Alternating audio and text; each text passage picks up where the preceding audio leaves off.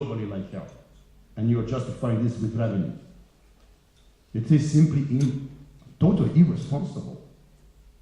Totally irresponsible. And then you take from businesses, you weaken them in international global context. This is a small open economy, guys. What we can sell at home, we produce in 2 weeks. 50 weeks of production has to go abroad. It has to go abroad. And it matters where you sell and to whom you sell. And you know, I'm finishing in a sentence. European Union has lost compass 15 years ago. 15 years ago, European economy was bigger than US economy. Today, US economy is 33% bigger because of a couple of totally illusional decisions. First, no nuclear, illusional decision, right? Second, rights on rights on rights on rights on rights instead of responsibility and hard work. We're talking only about rights of different than animals, and we don't work. We are an old society based on all money, too much vacation, and too few children. It is so simple. We will dive deeper in the other questions regarding taxes and the competitive environment of Slovenia.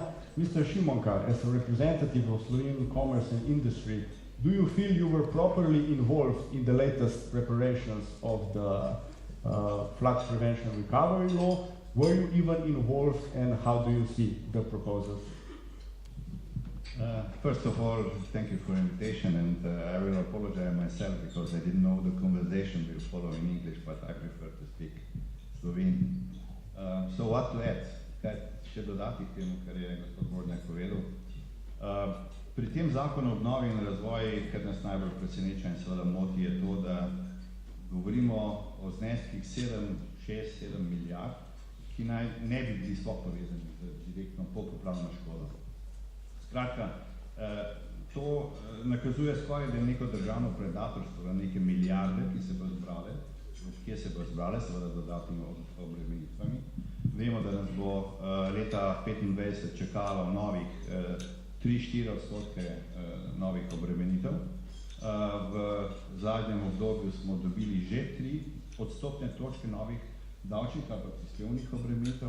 Skratka, ob zavedanju, da je naša ekonomija, naše gospodarstvo med najbolj obdavčenimi v Evropi, kar se tiče socialnih prispevkov, smo znotraj OECD-ja na prvem mestu, najviše oprispevljeni, če temu tako rečem.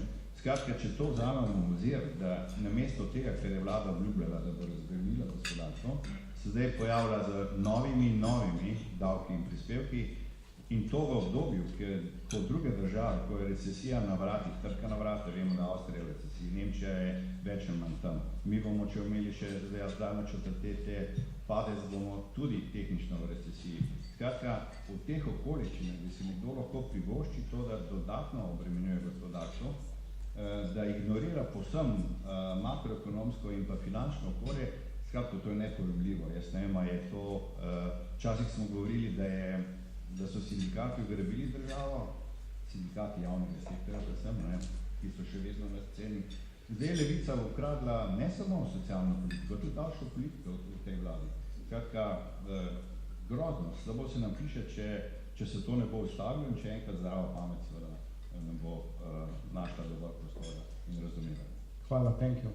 Ms. von Bohnstein, we know that orders in some industries are already falling. Some countries in the EU are already in technical recession, including Germany. How do you see proposing additional tax burdens to the companies with the new flood prevention recovery law in these circumstances? So, first of all, thank you very much for having me in this esteemed circle of presidents as a representative of the German business community here in Slovenia. I'm really happy and thankful for that. With regard to the recent flood, I must say, we as a German business community, we feel really pity and with regard to that really huge natural disaster that has hit the country, really. And all my friends and partners called me when they read in the newspaper 85% of the country have been destroyed. So I was looking around sitting in Ljubljana and telling my friends, okay, I have not counted, but 85% seems a little bit too much. That is what your government has published first, you know, and a damage in the height of 99 billion euros. So I was irritated like that. After that, I was thinking, okay, now they are collecting money. From whom? And it was a very fast answer to myself. It will be the companies, it will be the business. And then I talked to my business community, to the German companies in Slovenia, and they told me, you know, what they have done immediately after the flood. They have supported their employees, giving them money, giving them free time to recover their houses, to help their friends, to help their families.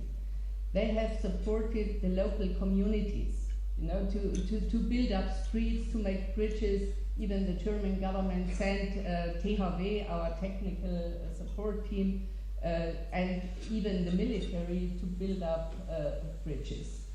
They have supported other companies. You know, there was a huge solidarity within the business community to help each other, to help their people, their teams, and to build up that damaged country as fast as possible. So I was really proud on that mood, yeah, and on that support.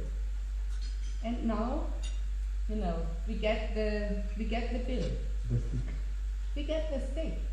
And you know, that is what I cannot understand. So it is true, we have to rebuild, we have to support, but supportive can only be a company which is successful and which is not burdened and squeezed by taxes and by all other burdens. So I guess there is no logic in it. You should support your companies to be really successful, to be competitive, to be able to export, to engage, but not, you know, to burden them as much as possible and to squeeze out money as much as possible. So when I talk to our business community, they have been really frustrated, irritated, and as you can imagine, we don't agree with what is planned. Thank you. Not very positive outlook, I would say. Currently, the consulting company prepared for us a presentation about the competitiveness of Slovenian economy, and I would like to invite Mr. Marko Derča to make a short presentation. Good morning.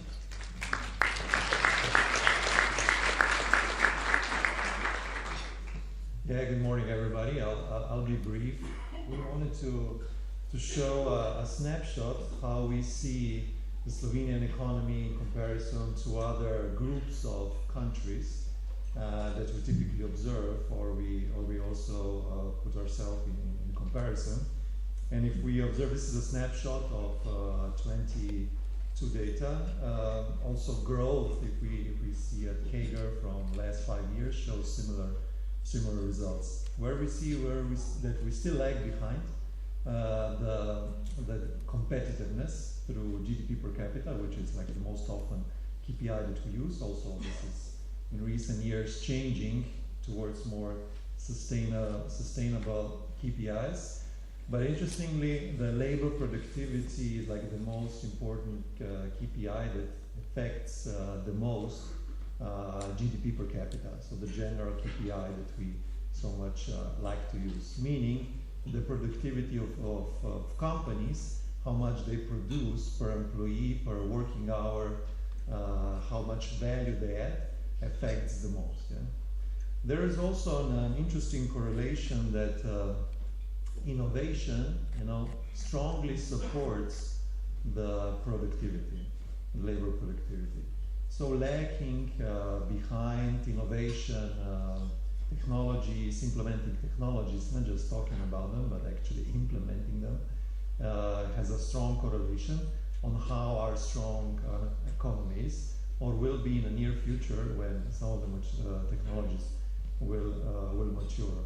Interestingly, on the third graph where we see Slovenian GI index, we have one of the highest number of researchers per employees, the employees that are working employees population, which is one of the highest, but sort of the index, how we transfer that innovation in the economies is actually much lower than we would see from some other areas. We're still predominantly export-oriented, and FDI-wise, so foreign direct investment, we're still quite attractive, although this is changing. In the last 2 years, or I would say the last 3 years, the investors, global investors, prefer to invest into economies, into companies where they use top three criteria, which is transparency and regulation, so predictability, how actually the government, the tax environment is predictable for their investments. The second one is innovation capability and capacity, yeah? So how the overall economy, the environment is supporting innovation. And the third one is taxes. Yeah? Some years ago taxes were scarce and so forth, but now the predictability of the environment is the most important factor, which changes the flow of FDI from countries in development, from markets in development to more mature markets that tend to be more predictable in terms of regulation. One interesting insight, so we also, to support this, we look at a snapshot how this is the analysis of the performance, EBITDA performance in this case, of the SDH portfolio, so snapshot of the portfolio of Slovenian companies that are in majority or predominantly owned by Slovenian government, where we see that the performance is still lagging behind the best. Yeah, we typically benchmark against first quartile, so not the average, not the median, like the top 25 or top 25% companies. And the gap, sort of the performance potential, if the portfolio would move closer to the first quartile, it's on EBITDA perspective, and it's a very conservative estimation, around 1.2 billion euros annually. Yeah, so each year. If we look at the EBIT, it's even worse, indicating that the investments and that the company is spending more for investments, for financing, which is not yet being reflected in the performance. Although some companies are performing, above the first quartile benchmark, the majority of portfolio is still lagging behind. It has a huge potential also to add on the KPIs that we saw on the first page. Last page, how we see the global outlook. The volatility is here to stay. We're a bit more optimistic than what we can observe on the local environment. Of course, observing each country, each market might be have a different perspective or a different situation, also due to geopolitical situations. But globally, the globalization flow of funds is not slowing down. It's growing, maybe slower than years before geopolitical tensions, but it's still flowing. So the money is there. Investors are looking for strong economies where to invest in a predictive manner, as mentioned.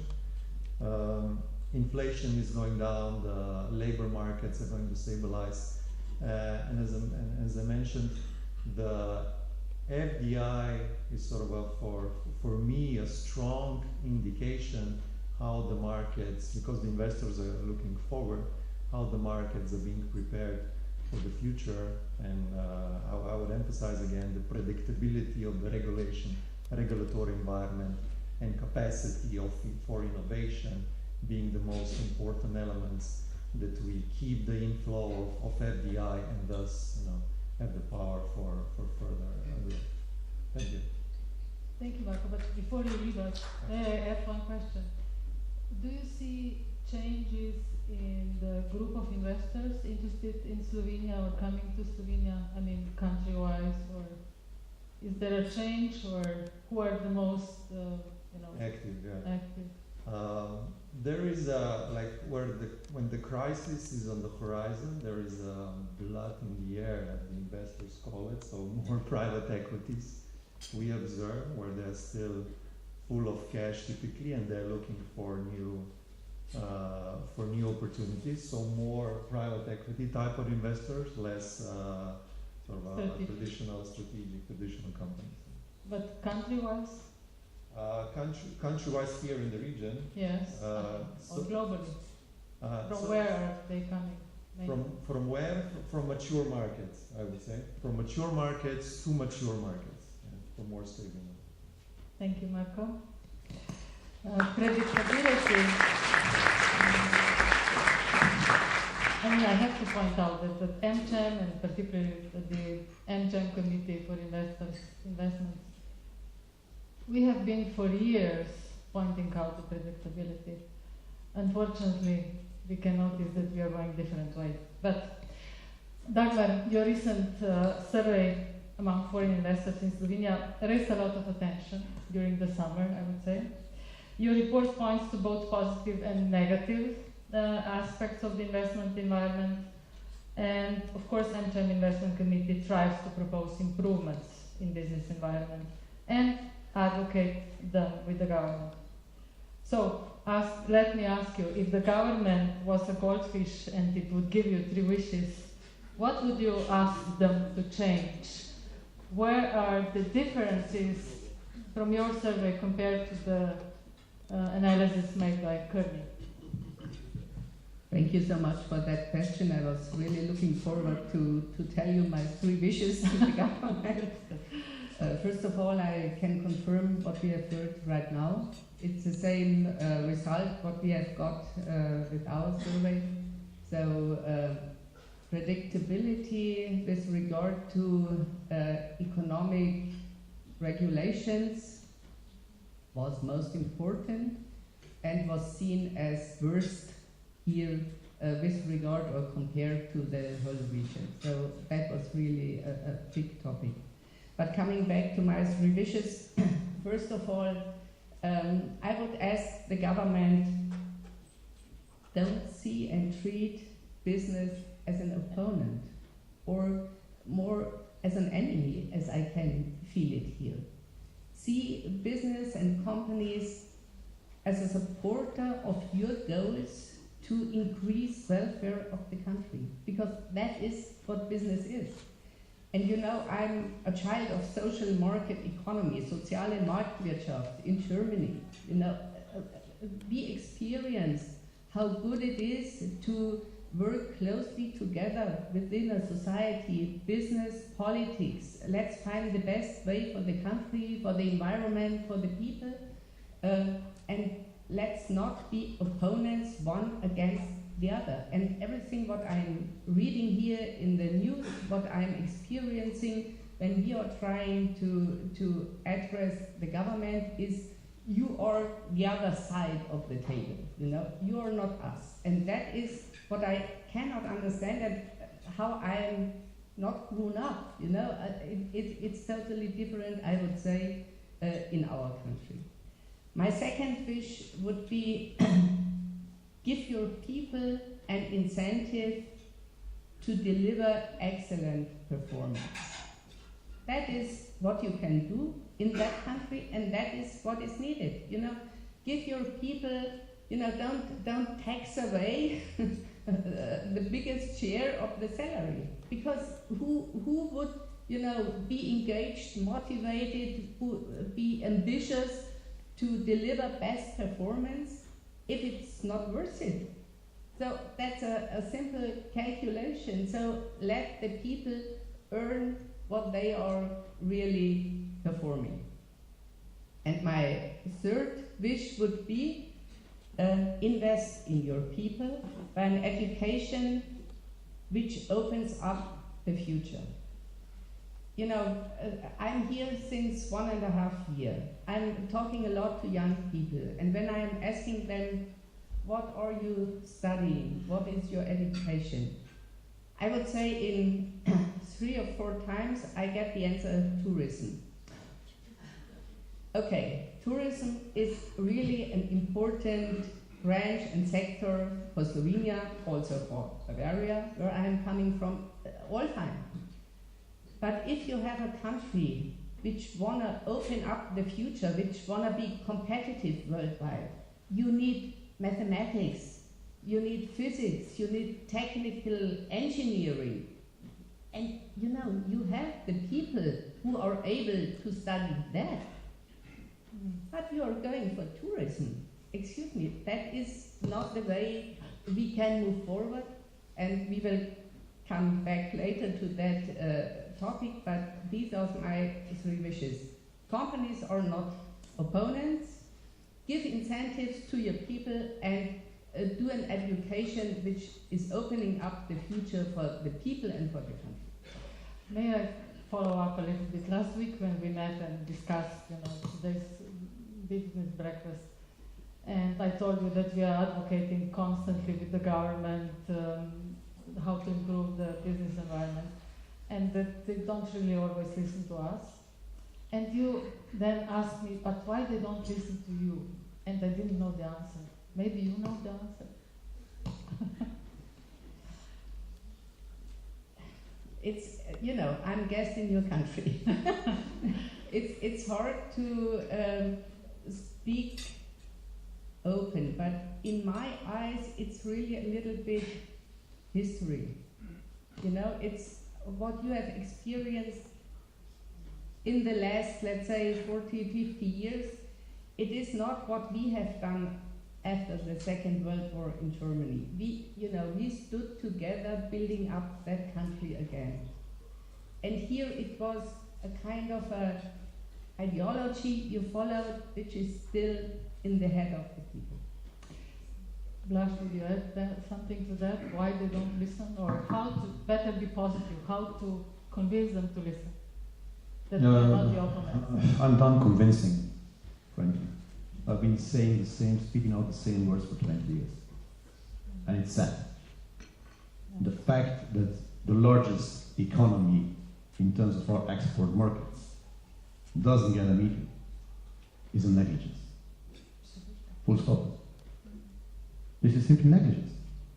On the verge of gross negligence. Germany is the largest export market of Slovenia. That's totally ridiculous. That's irresponsible, regardless who is still partisan and who is still domobranic. Because this is actually the main subject of discussion. Public versus private. This means partisan versus domobranic. We miss the topic, right? If you're talking about the health system, talking about the educational system, we always connect public with state-owned, which is total misperception. It is paid by public cashier, that's why it's public, not because it's performed in a state-owned hospital, which is totally inefficient. There's a basic principle of health system that doesn't work exactly because we don't get out of the forest of being partisan of the domobranic. So it's not connected to Germany, it is a bit of our own misconception. Because then again, the discussion between private and public is, are you religious or not? It's just polarizing, divide. You are religious, that's why you are domobranic. I am not, that's why I'm partisan. And that's why we can't cooperate. We can't collaborate because you're coming from a different value system. It's totally ridiculous because in Slovenia we are all center-left, without exception. The rightest of Slovenian governments ever was the most social democrat government in terms of how they actually treated people, how they would sending money all over the place. And this is not going to be changed until, I think, unfortunately, there would be a generational change of couple of independent. Let me just finish, please. No, I just wanted to add, look, we are so young here in this audience, so there is a generational change. Of a couple of independently minded guys and boys and girls that are willing to chip in idealistically because these guys can't. They're still in the forest. Whomever look at it's his or she's still in the forest. Guys, come on, get out of the forest. The world is a beautiful place. Let's do business. Let's not be stuck in the forest. This is counterproductive. I'm so envious I of course want every success to them.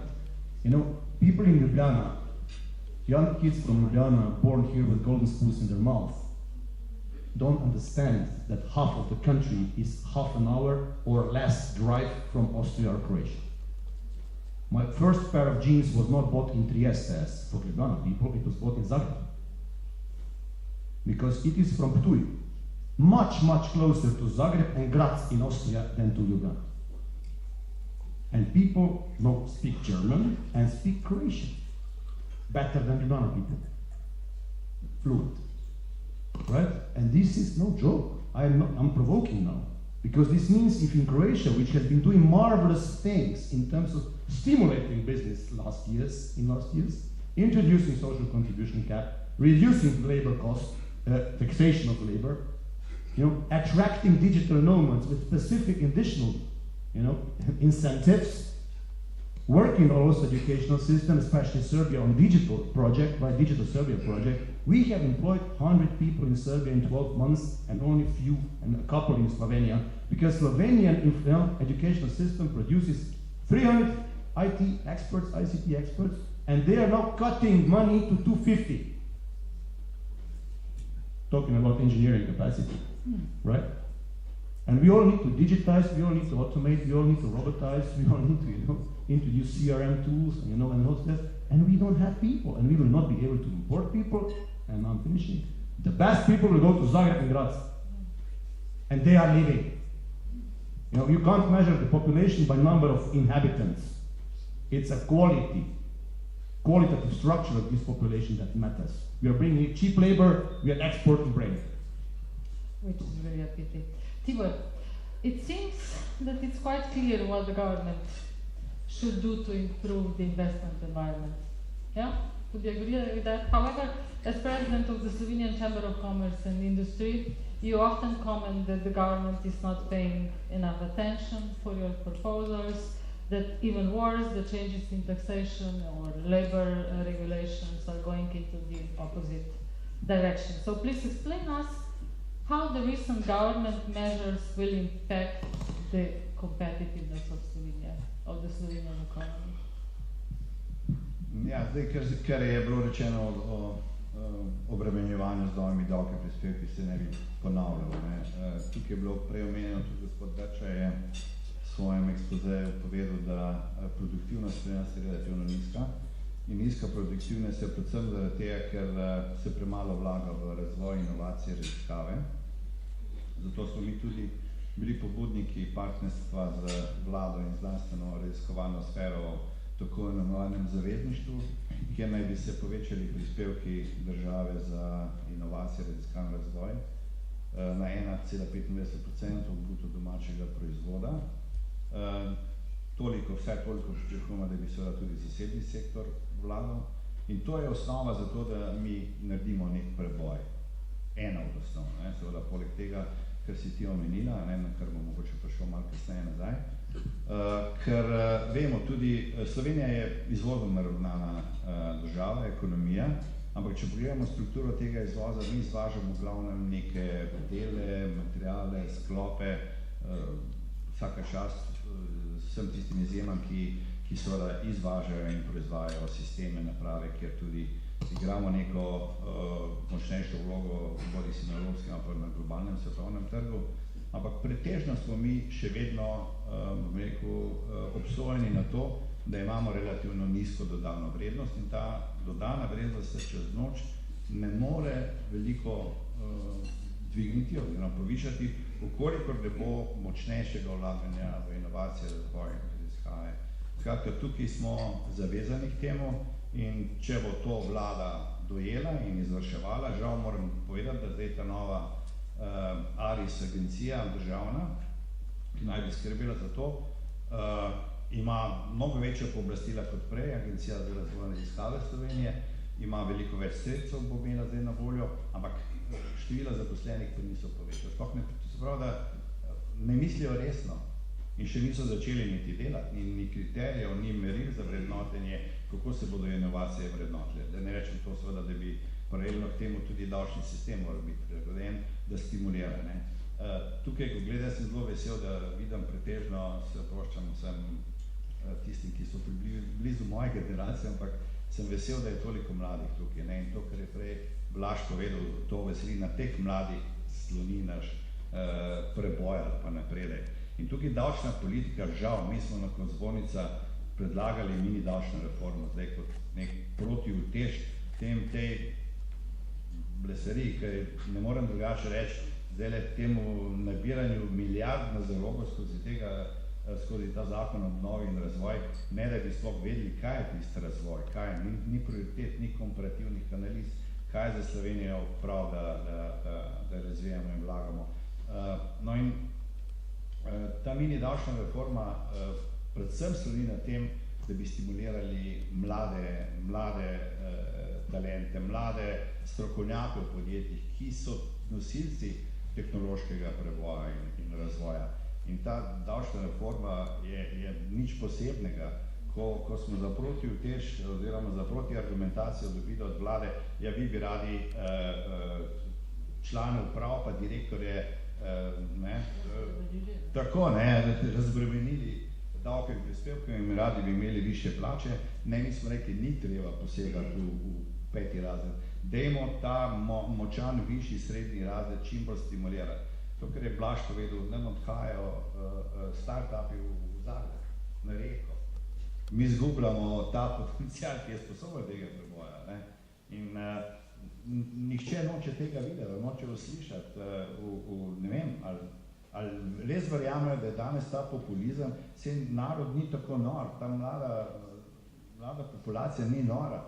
Danes v sekundi po iPadu lahko zaračunajo, kje lahko dobijo neke boljše priložnosti, kaj so davčne primerjalne razlike med ekonomijami in državami in regijami. Mobilnost je velika, praktično niti ni potrebno več toliko mobilnosti, se je digitalizacija prinesla in naredila svoje. Skratka, vkolikor te davčne reforme ni na vidiku in se bojim, da je v tej vladi niti ne bo na vidiku, bodimo realni, še leto pa pol se lahko kaj naredi, potem so že predvoljni cirkusi, manifestacije in nalaganja, še mi če tem lahko rečem. In tem letu pa pol, zdaj ob tem, da se fokusira, vse se fokusira na to protipoplavno obnovo.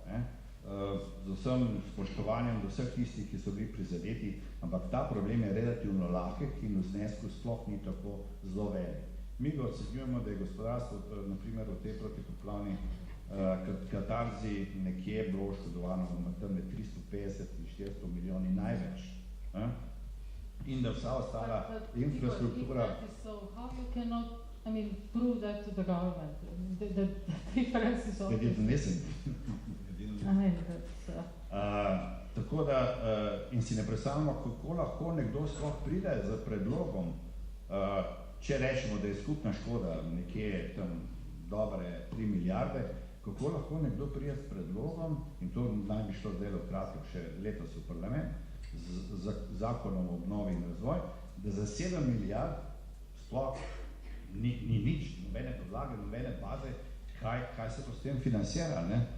Ob tem, da za prejšnjo vprašanje, kar je potrebno za to, da se premakne Slovenija višja, ker hočemo imeti višjo socialno, vse mi zagovarjamo višjo socialno državo, vse smo vsi del te socialnih storitev in socialnega standarda, ampak brez ekonomije, brez močne ekonomije to ne bo šlo.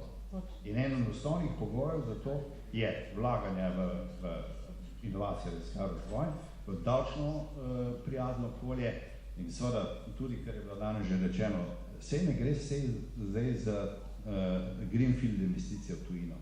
Mnogo naših podjetij je neprestano v nekih komunikacijah in partnerstvih z tujimi podjetji. Gre za neke ideje in načrte o skupnih vlaganjih, o tem, kaj bomo skupaj razvijali, katere kapacitete bomo imeli tukaj, kaj v Nemčiji, kaj v Avstriji, kaj v Srbiji, kaj ne vem, kjerkoli že. Ampak ko partnerji vidijo, da je trend povečevanja obremenitev, da je okolje postaja vedno bolj neprijazno, se ti načrti najmanj ustavijo, če ne sploh dajo v predal. Ne gre samo za čist greenfield projekte, gre za ogromno teh, kjer smo skupaj s partnerji v Evropi ali pa globalno v nekih povezavah že tradicionalno, že desetletja. In to so vse negativni signali, ki jih sporočamo. Hvala, Tibor. Blaž, the surveyed companies are worried about the future economic outlook, about the inflation, about energy prices, labor costs rising. Does this mean that we might be heading into recession in Slovenia? And what kind of measures and support would the economy need in such situation? What we expect to be done from the government side? Well, no one has a crystal ball, right? Talks of recession are lingering for 2 years, and we still have real economic growth, also in Central Europe generally. There is a single quarter or two, but generally we have an absolute real growth. Inflation in Slovenia is, of course, higher. Tensions of and frictions in the system are growing because, of course, there is a lot of pressure for further salary increases, especially in public sector, which of course then immediately reflects in the real sector, which is eating, of course, into the cost base and is eating into the competitiveness. I said on various occasions that we are looking at very likely the biggest opportunity for this region in history, or at least in the last 100 years. Because the global supply chain has been significantly repositioning. And we are, a couple of hours drive from Bavaria, from Switzerland, from northern Italy, Austria. This is the most powerful industrial base in Europe. Right? Slovenia is one of the most industrialized countries in Europe in terms of participation of production, right, in the GDP.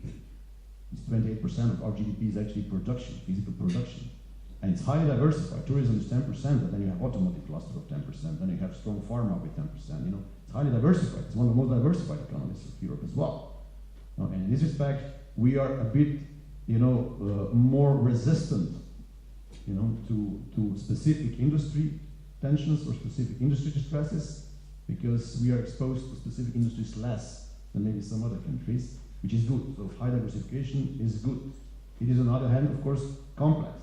Being heavily industrialized means you need a lot of energy, right? So there are a couple of catch-22 questions we need to address, not in 4 years from now, but yesterday. So how will we produce energy, supply this energy 24/7 to our industrial outlets? Unless you want to de-industrialize your country, your industry needs, the energy. And you have now a couple of crisis areas, obviously no longer only Ukraine, now you have Middle East potentially exploding, now you have maybe some other as well. Will there be a recession? No one knows. But Slovenian economy has been resistant, very resistant. We've gone through the catharsis of one of the most indebted corporate economies globally in terms of corporate debt, right? The leverage of corporates was extremely high. Now Slovenian companies are amongst the lowest indebted in Europe.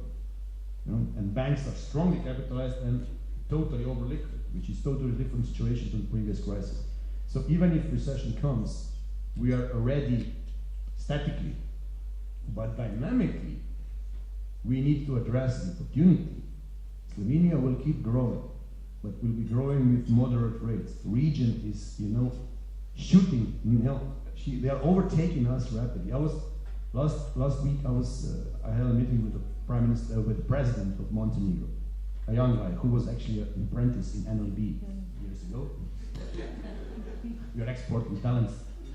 He was for 7 years chief economist of EBRD for Western Balkans, and now he's the president of the country. And he has come out with a credible plan. This was a 20-minute speech I was so proud of. I was on the verge of crying, seeing this young guy pitching his country that well, because he was clearly positioning. 5 years ago, entrance, accession to European Union, 26, we will fulfill all our obligations, 27, ratification year, 28, we are in. 10 years from now, we want to achieve and reach the development status of Republic of Slovenia, because they are our ideal. But look at him, or the young guy there. He says, easy, 6 to 7% real growth. How we do it? He listed 7 projects. 7 infrastructural important projects that will make this country look totally different. And this is northbound highway, which he calls a spine of the country, because it will connect Port of Bar with Serbia, which means Port of Bar will start exploding. because it's going to become the main port for Serbia with easy access. This is a spine of the country. They will connect highway of Croatia and Albania, which means hands of the country. They will start, of course, investing a lot in the renewables because they have big lakes and mountains next to these big lakes. So power plants can be built easily, 200, 300 megawatt power plants, and they will be a big exporter of energy. And energy is gold. And these guys will be there, I tell you. Clear vision, 20 minutes. Europe will give money, they're in. What are we doing? What is our vision? How will we address the historical opportunity coming our way? Which project? Which energy object? The last is hidroelektrana Brežice 8 years ago, 40 megawatts. Hidroelektrana Mokrice, stopped by the court now even.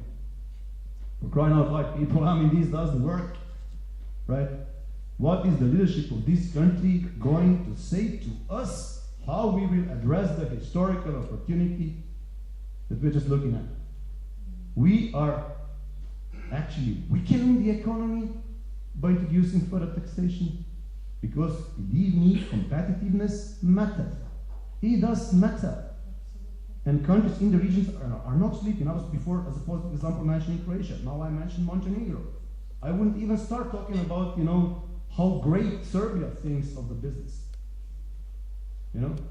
When I'm talking to business people from the country, they have regular access and regular discussions with the establishment, which is, for example, a role model case from Germany. Of course, you want to talk to your business. Your business is your blood for future.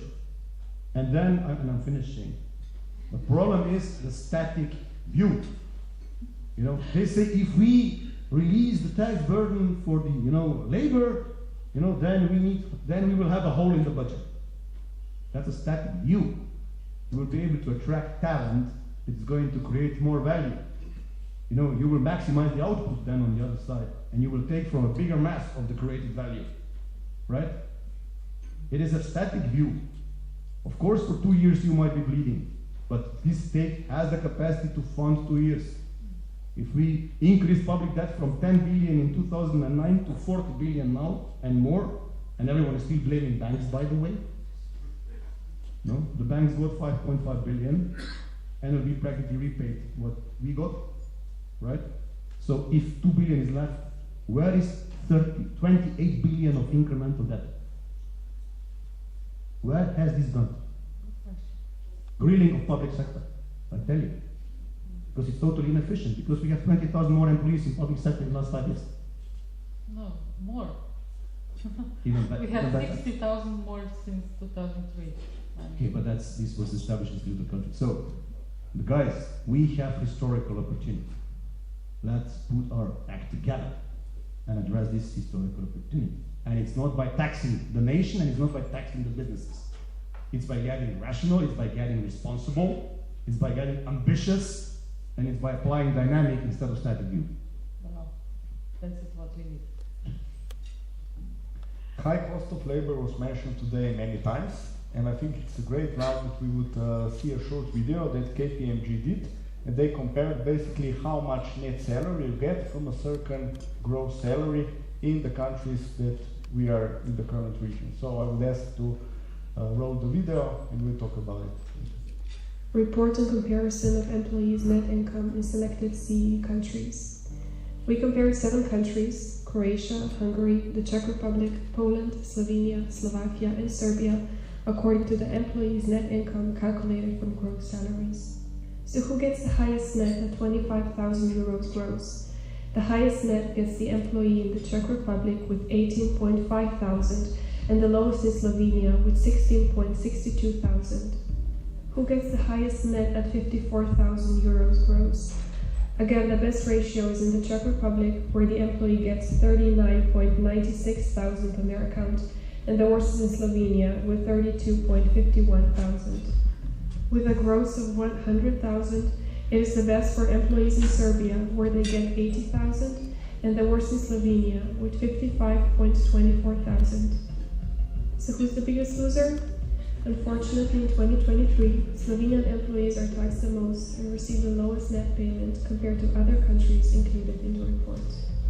Some main takeaways of the analysis are: In all three scenarios, 25,000, 54,000, 100,000 euros, the employee taking home the lowest net salaries from Slovenia.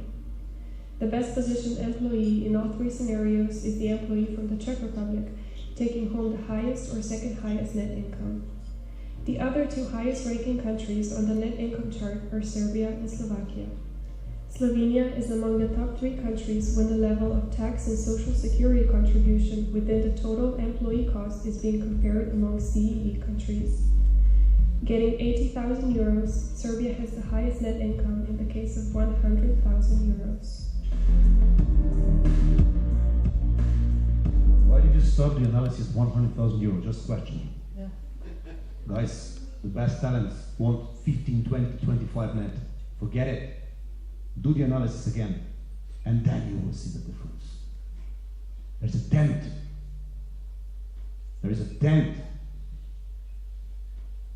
In Croatia, 50% higher net payout of my gross, 5-0. In Serbia, 80. That's the reality. Yeah, the numbers, it's something we all know, but when you see the comparison, it's something even more shocking and revealing to everyone. Mr. Šimonka, just shortly, you already mentioned that you proposed a mini tax reform. Just shortly, what were the key points of your proposal to make this picture a little better?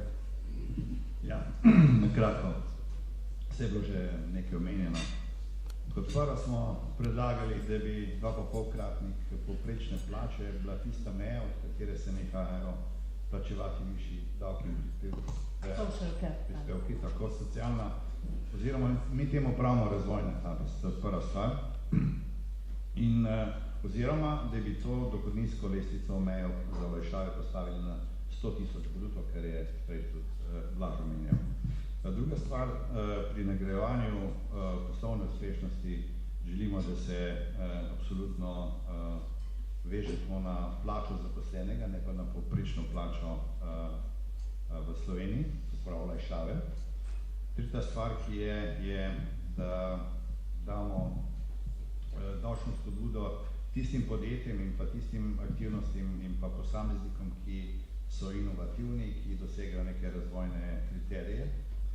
Četrta stvar je, da olajšamo oziroma, da se dohodninska lestvica tudi indeksira, ker vemo, da je sedanja vlada je ukinila to, kar je prejšnja vlada kot nek prvi korak k davčni razbremenitvi plač naredila in je sicer ohranila višino davčne olajšave, ukinila je seveda vse ostale stvari, ki jih je prejšnja reforma prinesla, vendar indeksacija ni upeljala. Dalje želimo, oziroma smo predlagali, da se uvede davek na nepremičnine. Davek na nepremičnine predvsem zaradi tega, ker je precej te filozofije pri nas Slovenci, ki je ukorenjene, da na svoje premoženje hranimo v nepremičninah in seveda so te nepremičnine oziroma ta trg je relativno imobilen in prazna stanovanja niso neki funkciji, pa tudi konec koncev predlagamo neko drugačno obdavčitev nepremičnin poslovnih subjektov, kot je danes. Dalje smo predlagali tudi, da bi v bodoče imeli primerjalno z ostalimi državami, ki so bile danes kot naši konkurenti navedeni, neko primerjavo, da se davčna razbremenitev pelje v skladu z nekimi razvojnimi trendi in pa gospodarsko rastjo. To so nekje v glavnem te naši predlogi, te mini davčne reforme, seveda detalje zdaj težko razlagam, ker to ni tudi čas za to, niti primerno okolje, vendar od te davčne reforme ni prav nič bilo, niti bom rekel z nekim spoštljivim razumevanjem sprejeto, kaj še da bi bilo implementirano v neko davčno reformo. Mi si, to, kar je bilo že rečeno danes, mi verjamemo v to, da bi morda v prvih 2 letih bila blagajna nekaj prikrajšana za davčne prihodke, vendar smo zelo prepričani, to, kar je tudi Blaž povedal, da bi v prihodnjih letih bili prihodki v davčno blagajno bistveno višji.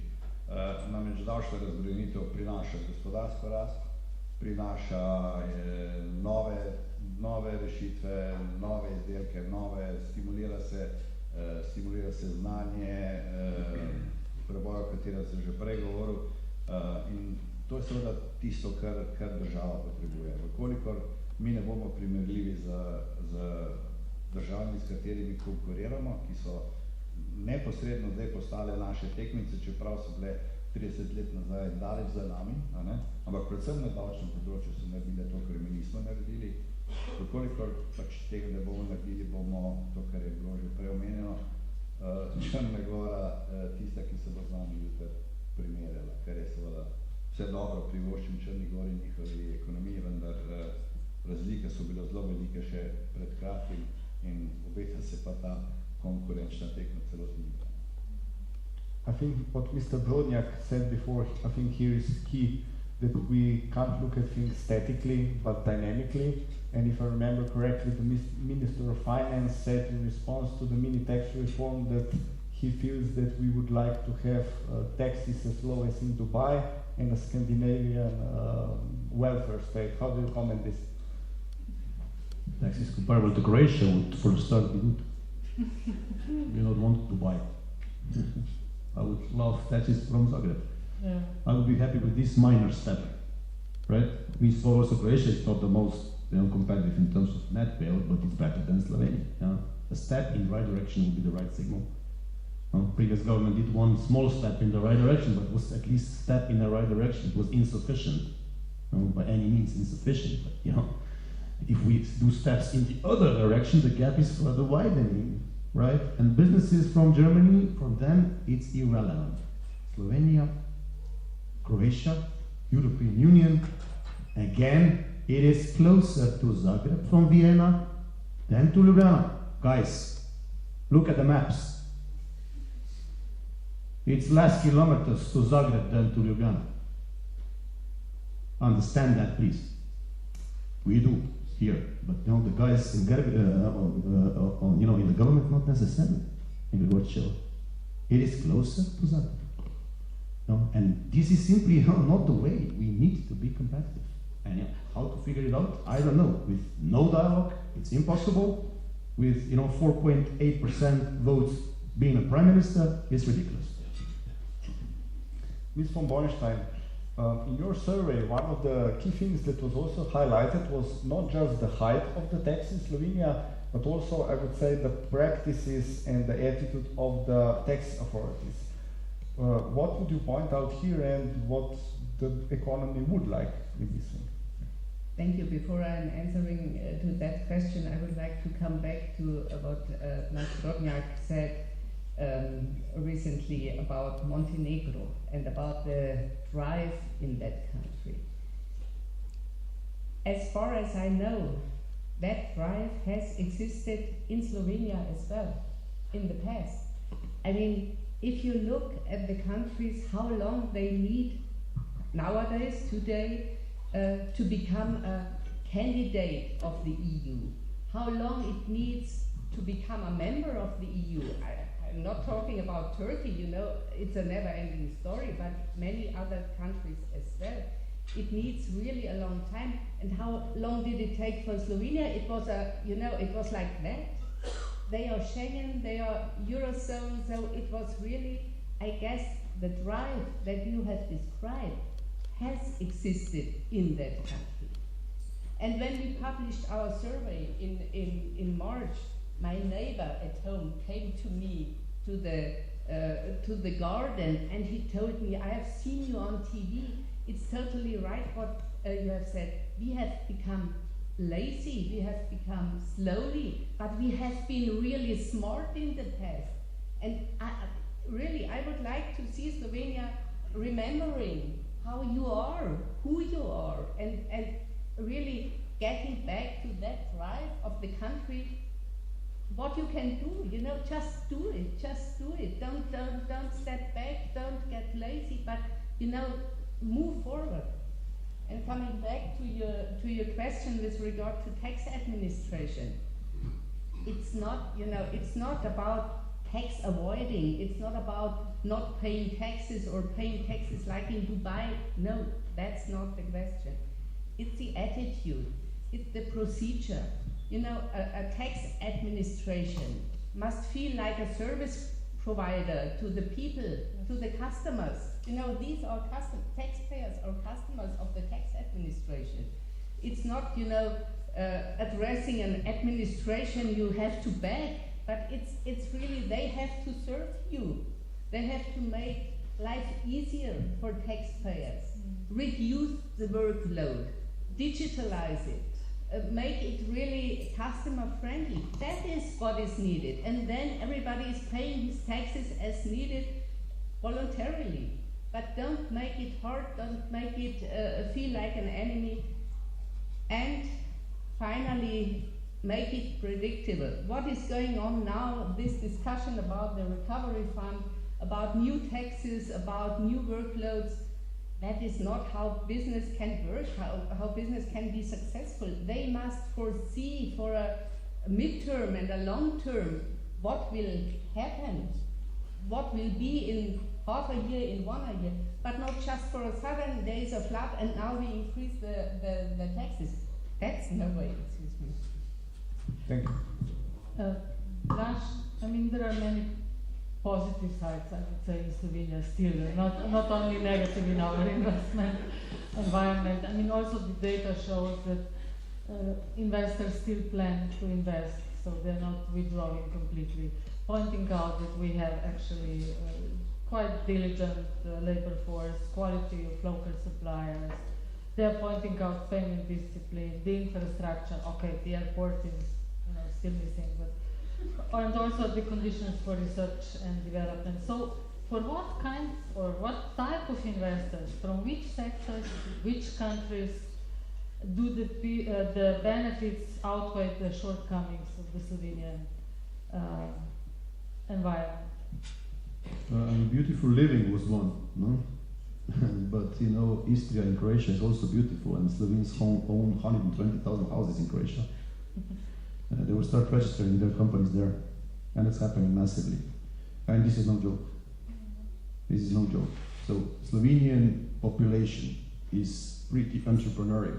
You know, you have many businesses that are actually international businesses. You have the national character, the best described by the spirit of our athletes. We are among top 3 in the world in Olympic medals per capita. This says everything about the spirit of this nation.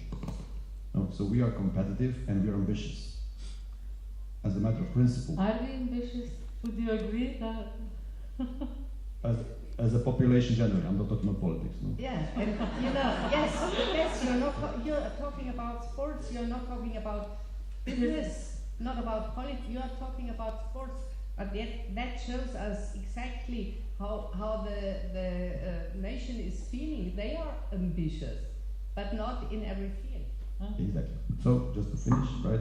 It is in the genes of this population.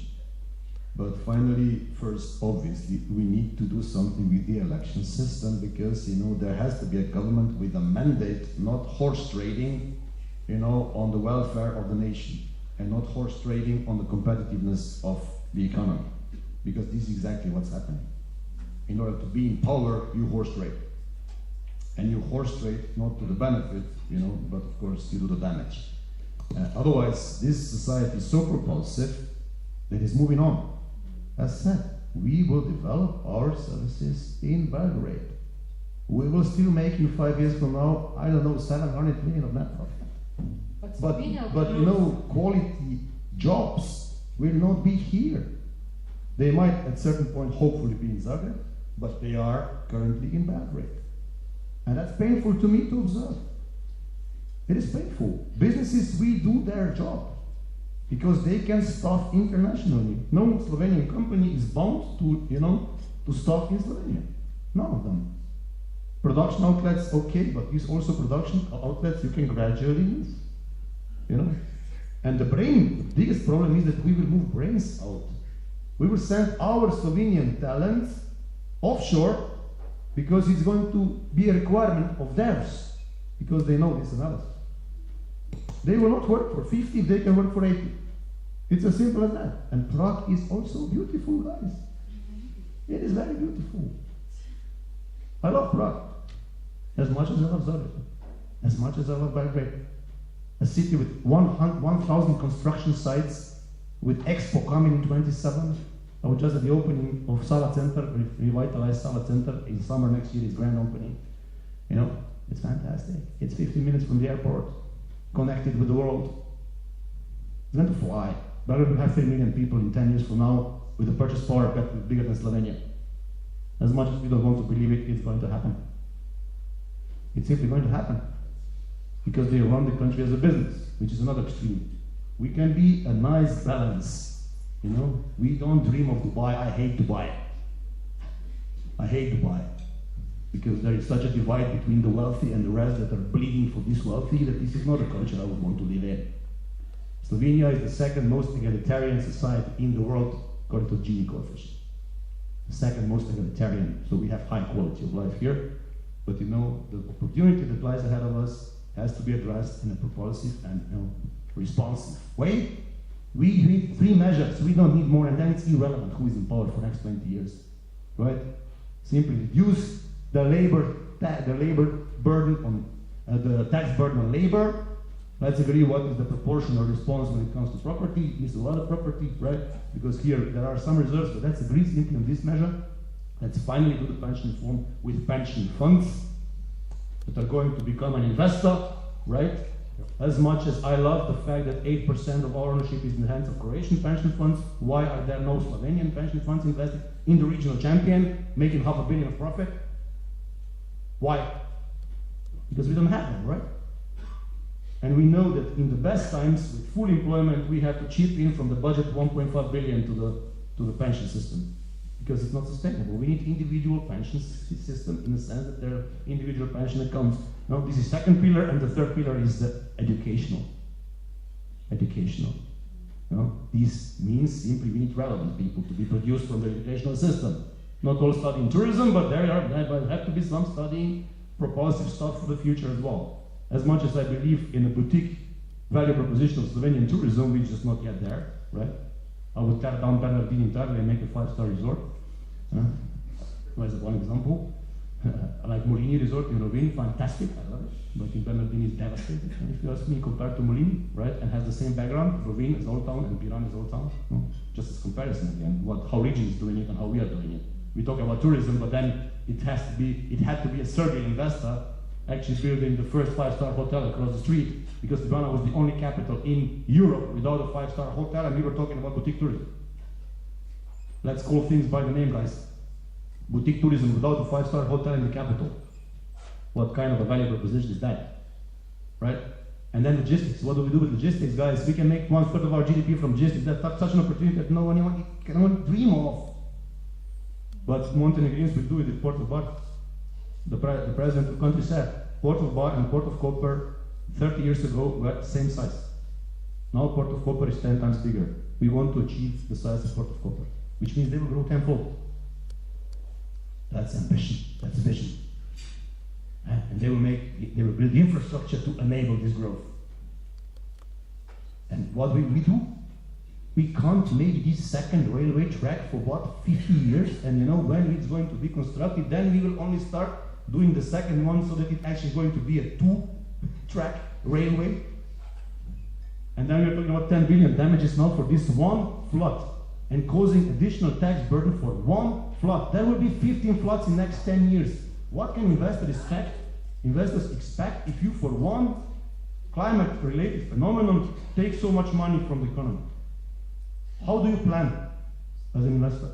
What is next? What is coming when we get a Greek scenario of 800 millimeters in 48 hours? What will happen then? Another tax or what? You know, this is totally unpredictable. And that's, we were trying to guide the government. If you are taxing, for example, banks, make sure that you educate investors. This is really for covering of all climate-related phenomenon damages in the upcoming 10 years, and that's it. Because otherwise, what you communicate, we take 550 million from banks for this flood. Yeah, what about the next flood?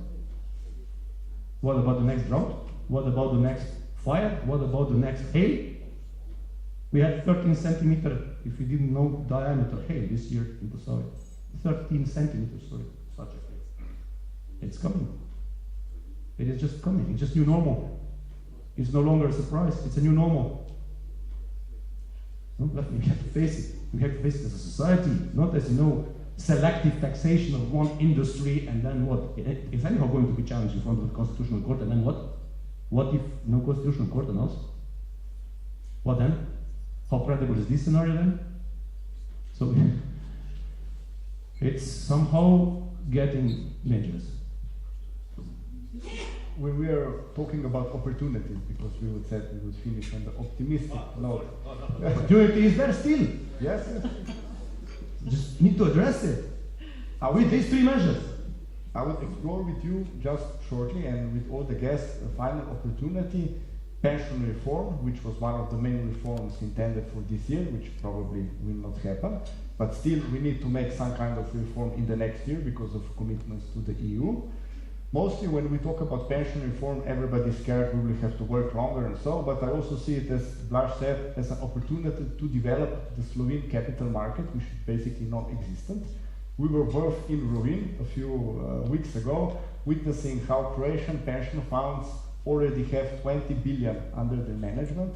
We in Slovenia, the whole pension funds have only 3 billion, which a lot is invested back into the economy. So Blaž, just shortly, and then all the guests, how can we explore the potential of the pension reform to build up the Slovene capital market that would benefit the society, the employees, and the companies, and all stakeholders? No, it's easy. Just replicate what Croatians did. Unfortunately, it's going to take 20 years to get there, right? Because you have inflows gradual; they don't come overnight. But as a matter of concept, private, institutional investors in form of asset managers, right? Because the Croatian public pension system, it is run by independent businesses, by alliances, Raiffeisen's, Estes of this world. So these are professional banks and insurance companies, right? You simply put this into the independent hands, because if you put it into the public hands, then forget it. See? Corporate governance doesn't function there. It doesn't. Proven. Full stop. Right? So you have to simply replicate what the guys have been doing that have been successful in doing that. It's not inventing hot water. Just first, let's agree, capital is not evil. Capital is a leverage for growth. Capital is, basis for welfare, because it creates value. It is invested, and by that creates value. And then let's agree through an agreement in the society what level of social state is a common denominator and how we will finance this. Because if we don't create value in the economy, we can only take it by that. There is no alternative, right? So first, let's agree capital is good. And then once we agree capital is good, then it means that, of course, also investment of savings of population in capital is good, right? Because this capital is going to have more value, hopefully, throughout the prosperity and growth of this economy. And now, who is benefiting for the growth of NLB, for example, in the last 5 years since listing, is Croatian, of course, future pensioners, right? Not Slovenian, because we don't have that, simply. And we pay out extremely high dividend yield, and since the IPO, we've earned 100% in 5 years, right? I mean, why wouldn't this be for Slovenians the case? And then the other element of such a pension reform would be that you would have really, while understanding capital is good, attracting people also in capital market, being able to develop a atmosphere for the IPOs. There's been no single IPO of an SME in Slovenia in the last 20 years. Not a single one. This means we don't understand capital markets at all. We don't use capital markets at all. We are just bank-centric, and then we bitch that the banks are too expensive. Guys, but why didn't you go for capital? Then they will realize that it's maybe more expensive even the capital, right? But it is leverage grows differently, because then you can add that, because banks are more confident to support you even more. And then you have acceleration of growth, and then you of course can leverage that into becoming Slovenian headquartered multinational. And that is what we need. There is this mindset, but let's enable that this is creating Slovenian, Croatian, Serbian, Montenegrin headquartered businesses, because they are regional, because they have different view on the corporate social responsibility. They invest in the society differently. multinationals from the other side of the planet. It simply is the fact. It simply is the fact. You need home-based businesses. Powerful, potent, home-based business. This is what you need.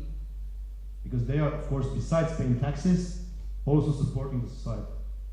Sports, culture, humanitarian, regardless of what state did, we chipped in 4 million into 2 municipalities immediately. The next, basically, week, it was addressed as a mistake by the government, but we paid out 4 million, right? Voluntarily, without asking anyone. And this is what home-based businesses do. Because they, solidarity is in their genes, because this is their people, these are our employees, we are their neighbors, these are our relatives. Everyone knows everyone in this village called Slovenia, right? And there is such a bright future in front of us. Let's just agree on 3 targets and let's run, because running we do well, right? And let's conclude this roundtable on this positive note. There is a lot of opportunities, despite we discussed today a lot of problems we have. But let's create a predictable environment. Let's grow, and for growth we need investors, domestic or foreign, no doubt about that. But it seems to me what we really need at the moment is collaboration. And let's strive for collaboration among the business associations and, of course, with the government or the policymakers. Thank you very much for your attention. Thank you to the speakers for these valuable inputs, and hope to see you soon. Thank you.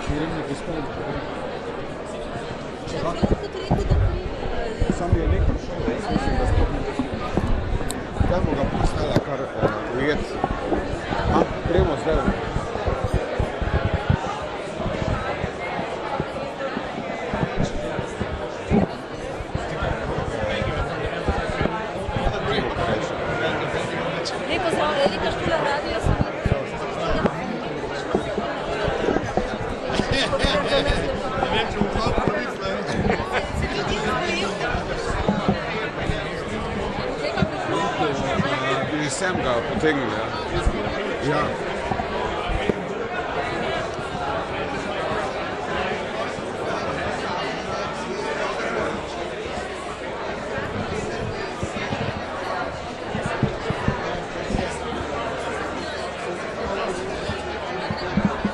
Tule bi ga potegnil sem. Tule je v redu.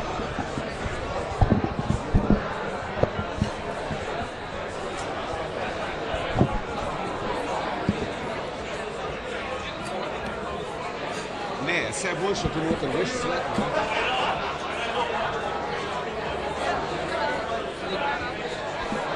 Ja, da je malo svetlove, vse gre. Sam da ne prije, sam ne ga potegne, če ne prije čiti.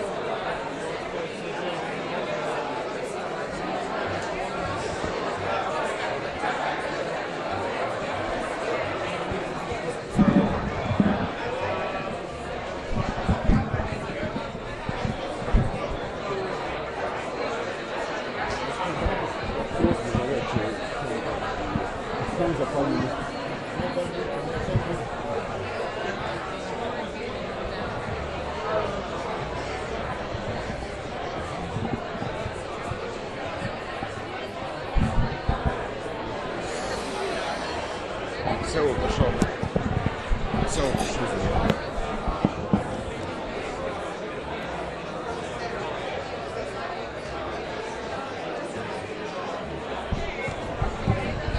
Lahko tu, lahko.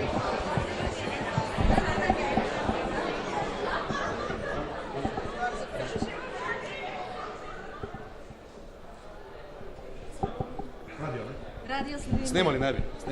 Zakaj ne? Ne, prosim, ne.